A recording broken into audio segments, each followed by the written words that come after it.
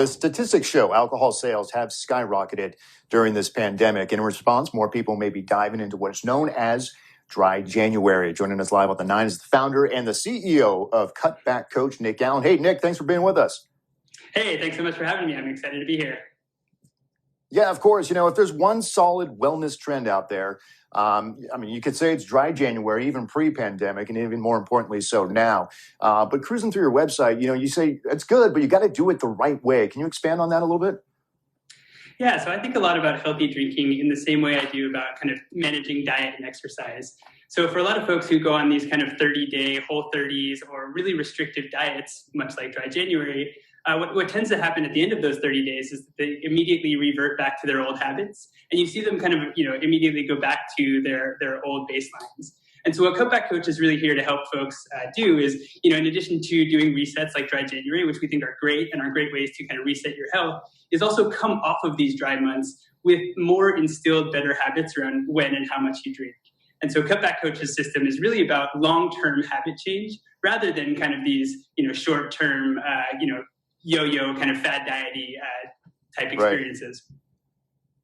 And really the benefits down the road, not just having a Dry January, but even just cutting back in itself and down the road. You could talk about sleeping habits, digestion, even just going on a run, feels a lot different compared to before Dry January.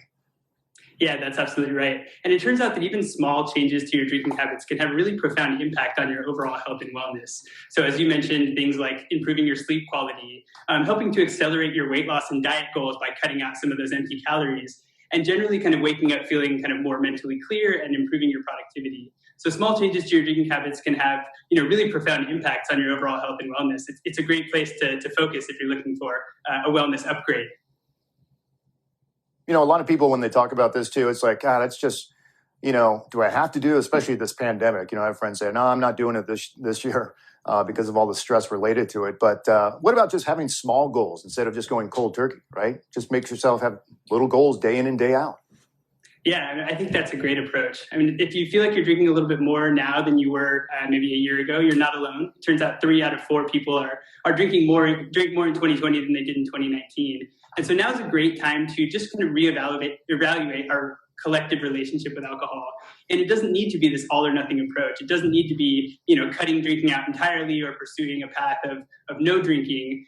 But small changes like, introducing some dry days into your week and, potentially cutting out that last drink at the end of the night or the bottle of wine on a random Tuesday can really make a big difference to how you feel both mentally and physically. And that's exactly what Cutback Coach is designed to do is, with a friendly and kind of approachable strategy, help you make small changes to your drinking habits that can have really profound long-term and short-term effects. I like the business model. Nick Allen, CEO and founder of Cutback Coach. Nick, I appreciate your time. Yeah, thank you so much for having me. And if folks are interested, they can sign up at cutbackcoach.com. Thanks so much. Copy that. All right. Thanks again, Nick. Appreciate it.